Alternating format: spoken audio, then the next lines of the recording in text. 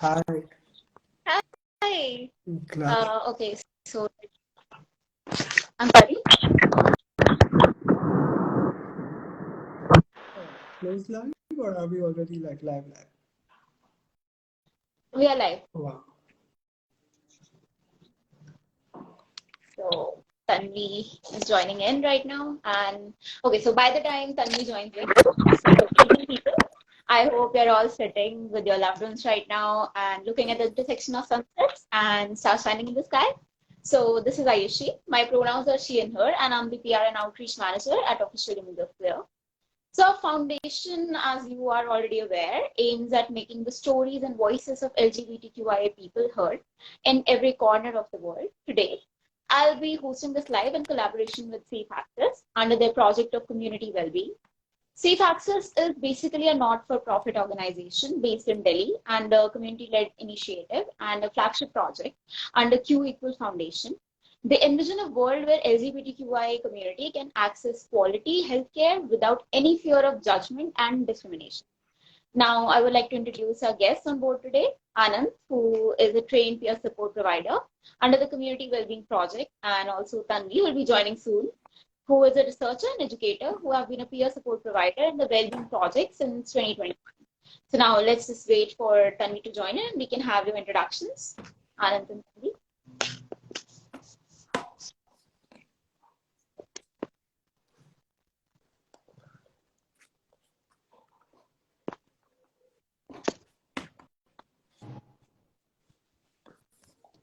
Hi, Tanvi. Hi, Hi, Tanvi. hi guys. Okay. So can we go ahead with your introductions first? Anand, please, if you can Oh start. yeah. Hi, I'm Anant. I am a part of the second cohort of the peer support providers with Safe Access, and I've been doing this for about a year now. And today I'm going to discuss what exactly peer support is and take you all on a little like a journey with us and what we offer and all of that. All Over right. to Tanvi. Tan- I'm sorry. Tanvi, can we have your introduction, please? Yeah, thanks so much. So hi everyone, my name is Tanvi, and I was part of the first cohort of peer supporters with the Community Wellbeing Project. So that started back in 2021. I'm currently a researcher and an educator.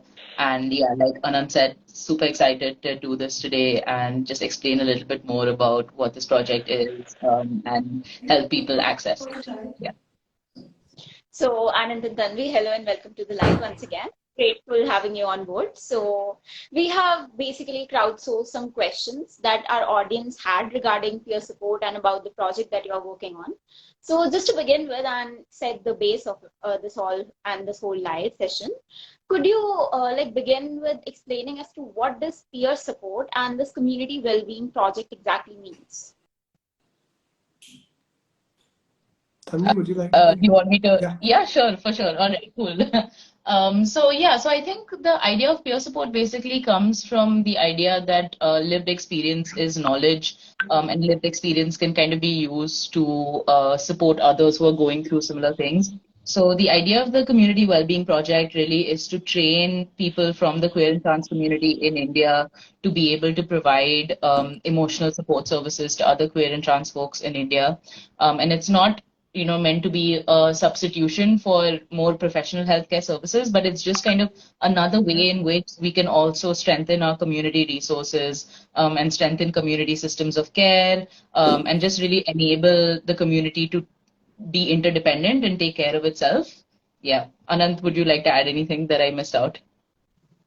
Not really. I think that covers the gist of it that we bank upon our lived experiences to help, not help per se, but to listen actively and to provide emotional support to others who are in a way on in a similar sort of a journey.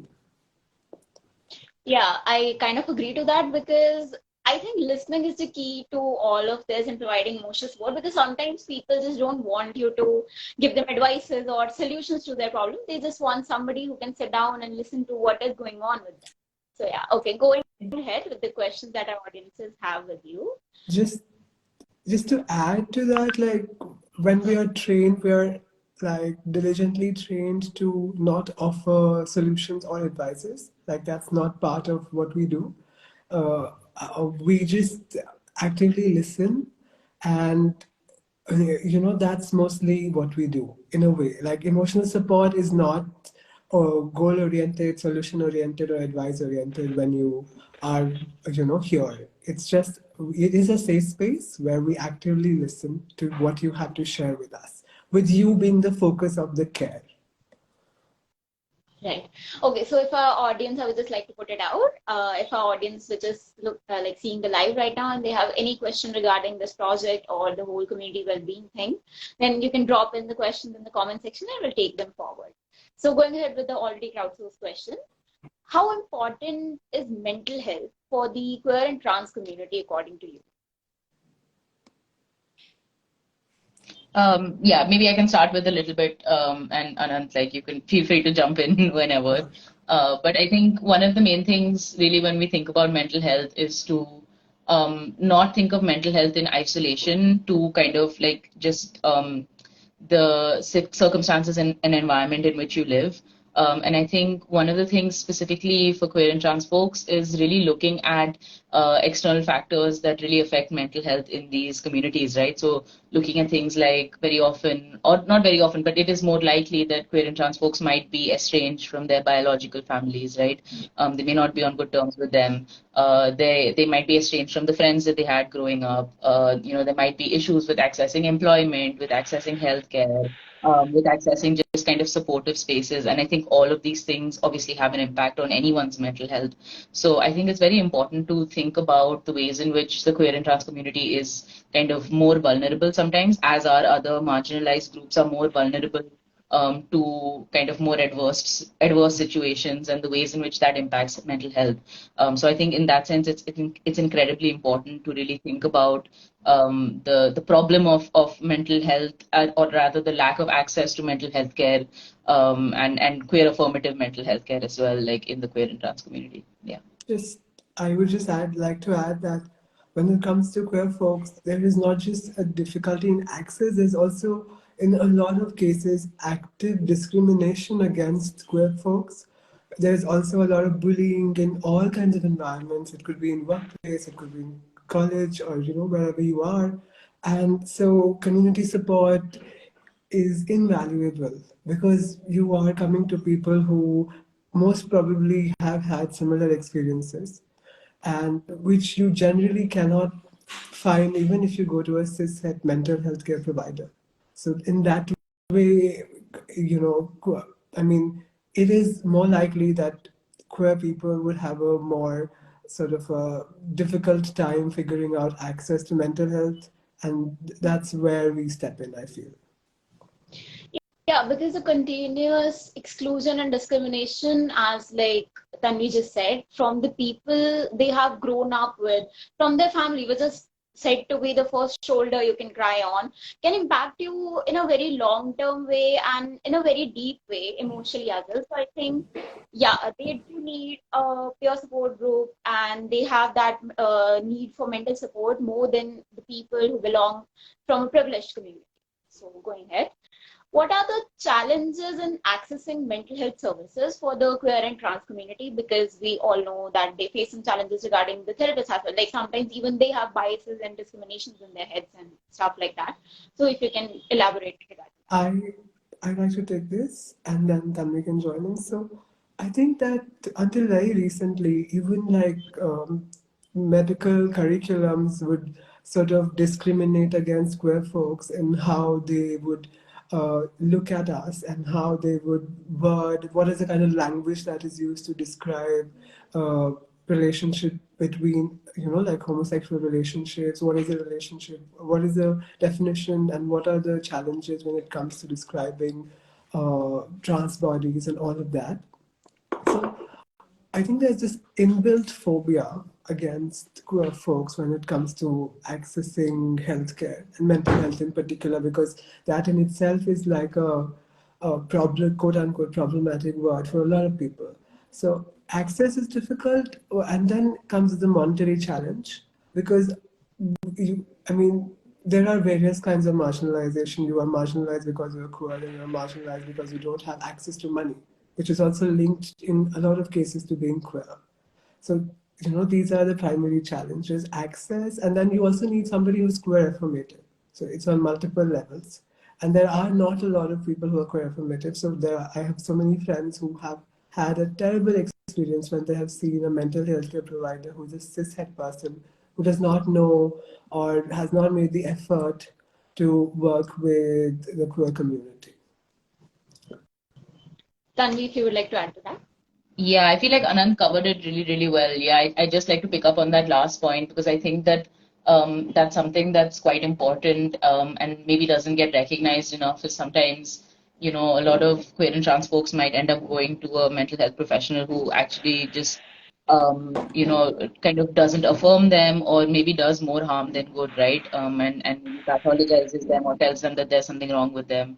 And like Anand said, that could come from a place of ignorance. It could also come from a place of malice, and I think that we also know, or at least I've heard of, situations where people are kind of put through these kind of therapies by their, say biological family, or the people who are supposed to be taking care of them in an effort to like kind of convert them, right? We've also heard a lot about conversion therapy as well. So I think like these are also aspects of it that are quite dangerous. So there's one part of it which is as Anant mentioned, all of the different ways in which access can be so difficult. And then I think there's the other parts of it as well, where sometimes you're forced to go through these really, really triggering, distressing, like really frankly abusive situations, where you're, put through like these people who claim to be kind of mental health professionals, but obviously are not doing very good and they're actively doing harm, right? So I think those are also aspects that we need to keep in mind. And there are so many different like kind of sides to this, and I think they all kind of come together to making it a real challenge sometimes to for queer and trans folks to even envision what it might look like to have a good, healthy, useful counseling or therapeutic relationship with someone. That might also mean that they are less keen to access those services even if they do exist. Yeah. Yeah, also to add to it that, I mean, for a lot of queer folks, there's so much of bullying around you, especially coming from people who understand or mostly are cishet, that you just don't want to sort of access. It's so difficult to take that first step. So when you already know that this is a service which is run by queer people, so there is this idea that this will be most likely a safer space, which is not the case with most cishet, mental health practitioners. And I think the biasness and lack of awareness in the family members' heads adds to the economic hardships that Anand already talked about, and all the options that are available to them as compared to other people of visiting or contacting some mental health support person and getting the adequate help that they require actually. So going ahead with the questions, what can peer support help a queer and trans person with, according? Tanvi, do you want to take this? For sure, yeah. So I think peer support specifically, like, it's something that, so I want to start off by saying that, with the community wellbeing project, obviously we're doing this in a kind of formalized manner where the peer supporters have got the training and we kind of know the ways in which to address peer support. But I think it's also important to remember that things like peer support have been occurring in our community in informal ways for many, many years, right? And these are things that we find ourselves doing, whether it's just something as having a conversation with another queer friend of yours who's come to you and is like, I know you'll understand and my cishet friends don't get it. Just even those informal conversations, or, even I think, especially now with social media, like when people have, say, public profiles and they're openly queer and trans, you might have a lot of people in your DM saying, hey, can you help me out with this? I don't know how do I come out to my parents? Or, things like that, right? So I think there are a lot of these aspects that have already informally existed in the community. We have found ways to address these different things. But I think that peer support as a kind of a formalized practice, or the way in which we're doing it with the community wellbeing project, can be really helpful because it gives a really structured way for queer and trans folks in distress to access these emotional support services. So I think specifically what it can help with is, like we were mentioning earlier, there are a lot of kind of sources of emotional distress that can come up for queer and trans people from their daily lives, right? And there are numerous, if we start listing them, we'll probably never stop. There are so many different aspects of it. So I think that the peer support service is really a place where you can, like Anant said very rightly, be heard. And be listened to. You can come to that space knowing that there's someone on the other side who has also gone through, the similar lived experiences to you. At the same time, of course, it's important to acknowledge that not every single queer or trans person's experience is exactly the same. But the point is not that it's about being exactly the same. It's just that there is some similarities in how we move through the world and the world treats us. That means that we might get it on certain levels, right? So I think that space really gives you an opportunity to really process and feel your emotions honestly and fully, just kind of articulate it, have a safe space where you can just talk in the sense that you would with, like, say, a therapist or a counselor, but you know that the person on the other end is a peer, right? That's the idea of a peer supporter. And I think that, yeah, that's really how peer support as a space can help queer and trans folks. Anant, over to you. I think you covered most of the points that I was going to raise. Yeah, primarily we deal with emotional distress that arises from our sexuality, and we hope that we are able to provide a safe space for the person who's coming. That's what the idea is. All right. Okay, so going ahead with the next question. How is peer support different from other types of mental health support systems if we have to draw a line between the two of them? So, can I? Yeah. Yeah. So, one that while we are trained, I would like to say that we are not trained mental health professionals. We are peer support providers. There is a difference. We do not have a degree in mental health or any kind of mental health discipline. What we have is our life experience that we bank upon and a little bit of training, and some of the most important things in our training is boundary setting, how to set a boundary with your uh, support seeker, and how we are very different from a friendship. Like, we do not go into giving an advice, or it's not a solution oriented space. We derive most of our knowledge about queerness from our own lived experience. So that is the primary difference. We're also an informal sort of a community service which is being structured. So we're not a formal service that way, like a healthcare service, but we are an informal structured service. There's a structure to it being provided by some of the best, like, we're trained by some of the best psychologists, queer psychologists, but we are not ourselves, we don't have a degree. So we provide emotional support that arises from, simply, just existing as a queer person in this society is so tough. And that is where we come in. We share that space with you. Tanvi, if you would like to add to it. Yeah, I think Anant really covered it. I think the main thing about peer support also is that it kind of pushes back on that idea that there is like an expert and a patient, right? And I Yeah. think that's like an important part of that as well. Which is not to say that that is again not a useful structure Right. and that cannot be useful when that kind of healthcare is accessed from like a mental health professional who's qualified and has those degrees in that training in that area. But at the same time, I think there's also, and I think as Anant mentioned at the beginning, the important part of it is the way in which like queer and trans identities have been kind of treated as illnesses or have been treated as something that's wrong, right? Historically, right? And even to be honest, even in the present in various parts of the world, right? And I think that a lot of that means that there is that kind of medical view of it being something wrong, which sometimes is perpetuated by this idea of the expert and the patient, which means that that those spaces can be a little bit more challenging for queer and trans folks to navigate. So I think that's really where peer support steps in and says, how can we look at this as a peer-to-peer relationship? How can we look at this not as I'm the expert, let me tell you what to do with your life, or let me tell you the ways in which you're wrong or not wrong, but really to say, oh, I experience the worlds maybe is in similar ways to you, and I can provide this space for you to really process your emotions and know that you have another person on the other side who gets it, right? So yeah, that's all that I'd like to add on that. Also, I just want to add that unlike stuff like if you're going to a psychiatrist or if you're going to a psychologist, a clinical psychologist, the cost at times is really high for a lot of people. So a lot of people cannot afford 1,500 a session or even 1,000 rupees a session if you're a college student or if you're, I mean, there are other lots of concerns.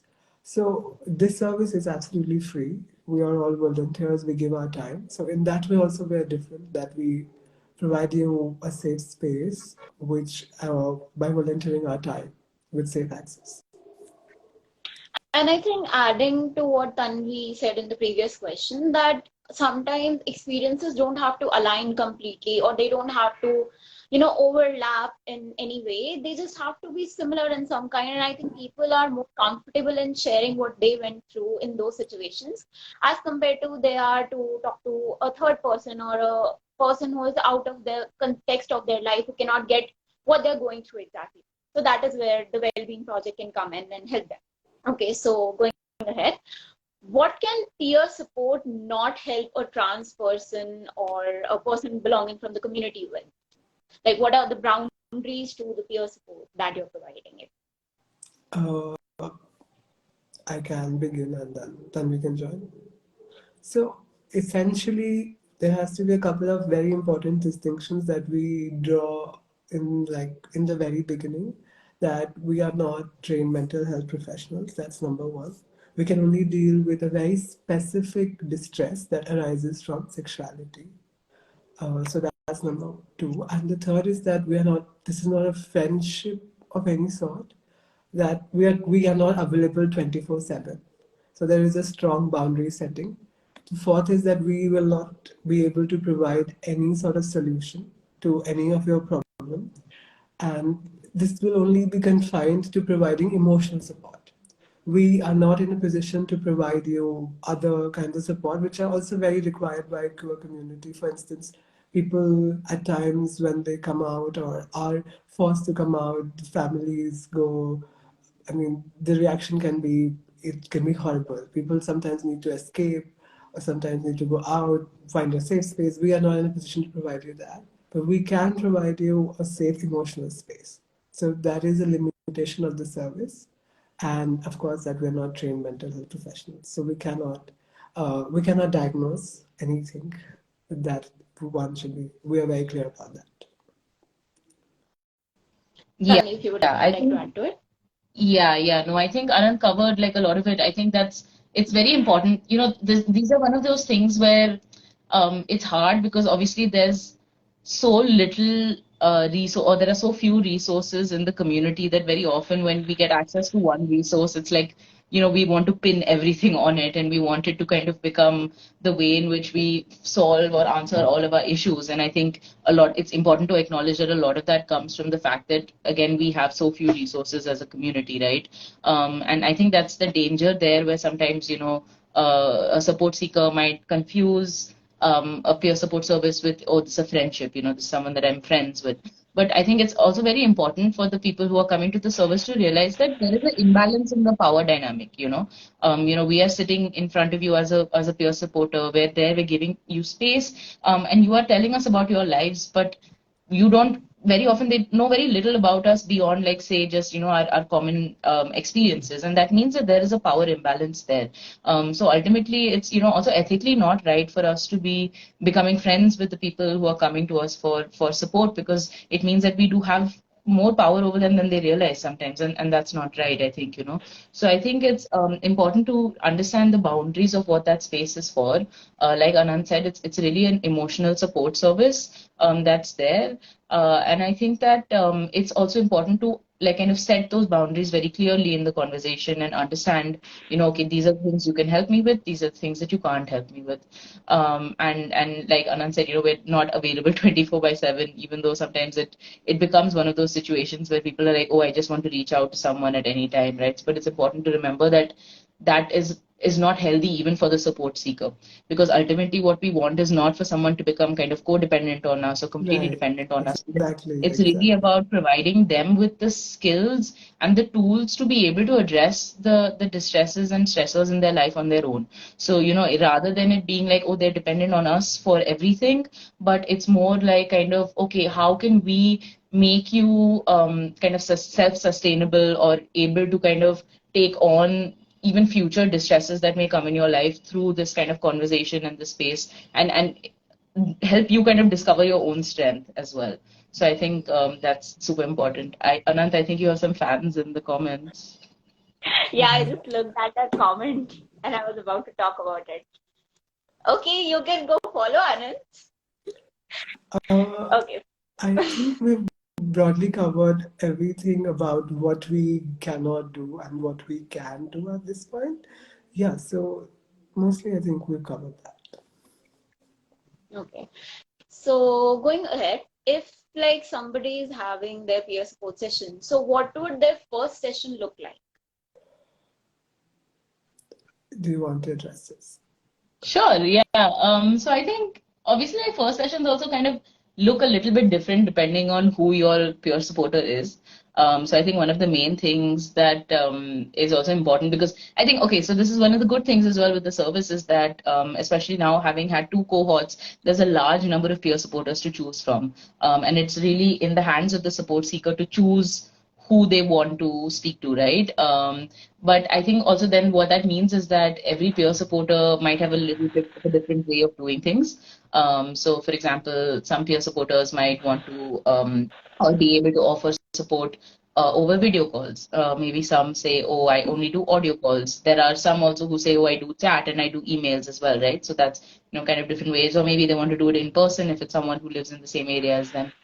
So there are many different ways. But I think broadly speaking, what you can expect in your first session is just for a bit of context setting. So your peer supporter might ask you, what brought you to this space? Why did you think about accessing peer support? What were the things that kind of led you to wanting to come and speak to someone? So that they also get a sense of what is that pressing issue or issues that has brought you to that space, right? And what are you kind of looking for some guidance or not guidance, but some kind of emotional support in terms of active listening, right? So that's really about it's. I think it's a lot of context setting. Also, people who are maybe unsure about the service, don't know what it is, they can ask questions. They can find out a little bit more because again, this is something that maybe people have not heard of before or have not had the opportunity to access a resource like this. So people might have a lot of questions or they might be unsure. So, your peer supporter will also answer any questions that you have as well. And I think like it's also kind of what I like to do personally as well is I like to ask the support seekers who come to me kind of why they wanted to speak to me, what made them choose me. Because then I get a sense of what their expectations are as well, right? Different people do like their first session differently again. But I think that's one of the things I like to understand as well, because there might be something specifically they were like, oh, I saw that you are XYZ, so that's why I thought maybe you can understand where I'm coming from. But yeah, I think that's maybe what I wanted to add on that. Anant, if you want to add Yeah, anything more. I think like they've covered everything perfectly. What I want to add is that how you're supposed like the process to match with the like you can choose a peer support provider as they said. So you go to our website, you go to the Safe Access website. There are like multiple listings, and there are multiple ways to contact most of the peer support providers. There's an email address, there's a phone number, there's I think some people are happy to chat, some people are happy to text, some people are happy to be on the email or Google Meets. And the other thing is that if somebody is not sure which support provider would they match with, they can also shoot an email to the service directly and they will match you with somebody. So that's also one way if you're confused as to whom you should approach. So there are various ways of doing it. And yeah, this is how you start an approach, and then what you can expect in a session has already been covered by them. So I think the fact that you can send an email if you cannot figure out which person to contact to is a very viable and a very good means of getting these people connected, because sometimes they have no idea of the people they're contacting with, they're talking to. So the connection, the people coming in to connect these two entities is a very nice option and a very good way to go through. Going ahead, how can somebody choose who to speak to as a peer support? So I think I kind of covered that a little bit. So I'll just so you have to go to our website, Yeah. and on the website there are listings of everybody who's available at the moment. There's a small bio, there are pronouns, there's a way of connecting. So you can figure out, I mean, if you want to match, like use, like want to go to a particular somebody, you can just use that contact information that is available and then send them whatever is that information. Sometimes it's an email, sometimes it's a number, and you can contact them through that. If you're unsure, then you can directly just message Safe Access and they will match you with somebody. Sometimes what happens is that a peer support provider already has a certain number of support seekers and they cannot onboard somebody more. So we have a group amongst ourselves and somebody else then takes over. So there is always somebody mostly available to address, and onboard a support seeker. We always have people available. So if you are unsure, you should definitely send Safe Access a message. And if you would want to speak to a certain somebody, you should directly contact them. In all probability, you will be matched with somebody. There is, I think, hardly a case where we are not able to provide a support provider to any support seeker. All right, Yeah. Tanvi.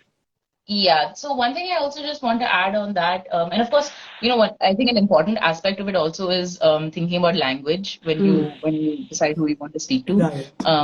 Yeah. So it's and that's one of the things that also like our profiles have all of this Yes. information. So it also has the information about which languages that peer supporter speaks, right? Because I think that's also very important to think about in a country as big as India with as many languages as we have. What languages might be the most comfortable for the support seeker to communicate in. Another thing that I want to add, which sometimes maybe people might feel like they're maybe not allowed to do or that it's incorrect to do, but it's okay to try out a few different peer supporters before you Absolutely. decide kind of Yes. who you want to speak to, because ultimately we're here to provide a service. It's not something that we're going to take personally or that we're going to be upset about. This is Absolutely. we're trained to provide services. We want to make sure that the person who's seeking support is matched with someone who really they get on well with and they're most comfortable with. In that sense, it's very similar to, I think, for those who have access, like, therapy or counseling, it's very similar to that as well. It's like trying to find a therapist or a counselor that really, that you gel with well. So, at least the practice that I have as well is that, and this is why I ask people who reach out to me, what made you choose me? Because I get a sense of what were the decision making processes. Sometimes they're just like, oh, I just kind of saw you and I reached out to you, and I was like, and of course, if I feel like I'm the right support peer supporter for them, then of course I tell them, okay, these are things I can help you with. But I also sometimes tell the people who come to me that, oh, you seem to require support on these aspects that I don't really know that much about. So for example, like say if you're a trans woman, I'm like, oh, that's not my lived experience. Although I can understand, of course, I can relate to a lot of other aspects of it, but that specific experience is not my experience. So I might say, what would you consider speaking to someone who does have that experience? Is that something that you want to explore? So I think it's also, I tell my support seekers as well, don't be afraid to tell me if you feel like, or not even tell me, but like just like don't contact me again if you don't want to. It's not like you're obliged to keep having sessions with me if you feel like I'm not the right person for you. But at the same time, feel free to say, oh, do you think that there's someone who matches these categories, who might be a better fit for me to speak to? And because we kind of tend to know the people that are in our cohort, and who the others are, sometimes you also think, oh, there's this person, there's that person. Maybe if they have the time and the bandwidth, they might be a better fit. So I think it's really important for those accessing the service to also keep that in mind. Like, it's not like you have to be tied to the decision that you're making. It's really about finding someone that really works for you, because that's ultimately what we're there for. We want to make sure that the support seekers find the best possible space and safe space for them to kind of access the emotional support Yeah. services. Yeah. Right. Just to add that support seekers form the core of what we are trying to achieve. So it is normal that you try out more than one support provider, and that is perfectly acceptable to everybody. And that is what we are trained to understand and to work with. Okay, so just to add to the list of the questions going on, I would like to ask you that how has being a support provider yourselves has affected or impacted what you have taken from your experience of being a peer support provider? Anand, if you would like to go ahead with it. I think it just is a way to sort of relate to people on so many levels. And personally, I think what it does is that it tells you in so many ways that you're not alone in what you experience. And even though the experiences might be slightly different, because no two people have very similar experiences, but you sort of still gel on, I think, in a lot of ways. Like I would never be sort of able, it's like you sort of get them and you understand why the service works, and I would like to go back to the beginning of how we started when Tanvi was saying that, it has always, this service has always existed. We are just putting it in a structured way. So when I was much younger than I am now, I was also handheld by so many other queer people, and without their love, support, and care, I don't think I'd be here. So it's just like sort of in a way you give back and you feel very happy about it. So that's what my experience has been like.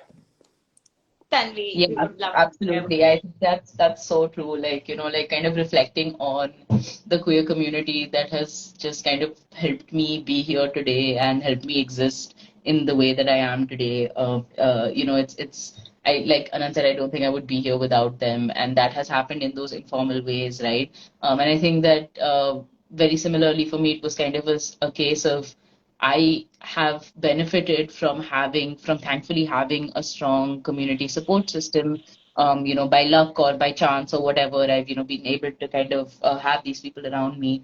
And I want to be able to contribute to providing this kind of space for those who maybe have not been as lucky or for various other reasons are not able to access those kinds of community support systems, in other spaces, or maybe are able to access those community support systems, but need, something kind of a little bit different or a little bit extra. So I think a lot of that comes from there. And I think for me, I'm also extremely, it's extremely important for me to kind of build like community systems of care. For me, I think that's really a very, very core part of my queer and trans politics is like how do we really enable the queer community to build systems of care, to build interdependence, to build the resources by us, for us, against a world that really sometimes would rather that we're not here and would rather that we don't exist. Like how do we kind of push against that and say, well, no, we're kind of going to continue to exist. We're going to live the way that we want to, and we're going to do it really well, and we're going to support each other while doing it, right?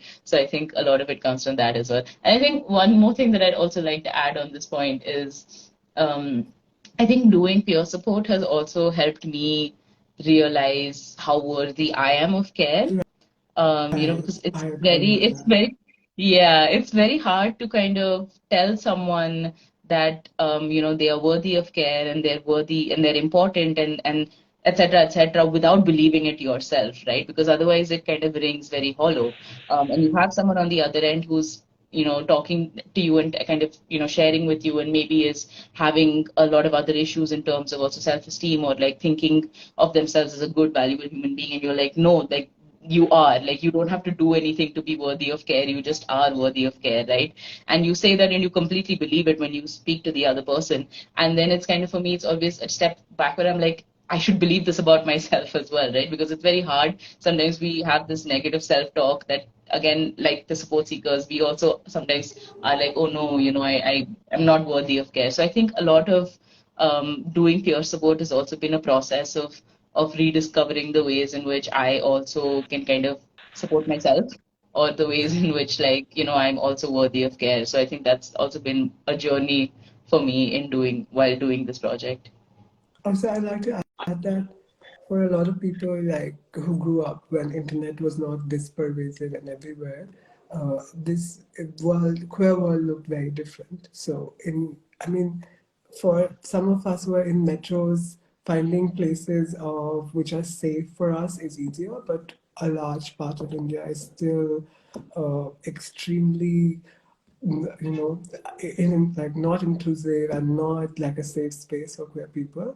And because this is an online service, so you could connect from like most places. And because we also like provide various ways of connecting for a lot of people, they do not have a stable internet connection. For a video call, you can text, you can message, you can write emails. All of that is provided. So that also is like you have this sense of uh, this feeling that you are in a way helping people, in ways that probably you didn't get that help. So, so that also is there. It's a great feeling to have and to All experience, right. I feel. All right. Okay. So I think we have already covered all the questions that we had for the both of you that we collected from our audience and we ourselves had. So we now have a clarity about this project, and I would really like to urge the audience to go ahead and follow their pace, see access, and also access all the well-being projects that suits them, the social peer support providers that they want to talk to, and just go ahead with the service and get it. And please be safe, be happy in your world. It's all great and nice. Tanvi and Anant are there to help you. So let's just close down the live now. And thank you so much, Tanvi and Anand. The whole team of Official Humans of Fear was very grateful to have you on board on this live today. Thank you Thank for sharing your platform. Thank you so much. It was great. Thank you for this opportunity. And for anyone looking, please follow the Safe Access Instagram. You can find out more about everything that we were talking about today. Absolutely. And thank you so much to Official Humans of Queer for hosting us. Thank you. Thanks. I'll Good just night. close the live. Thank you so much. Bye.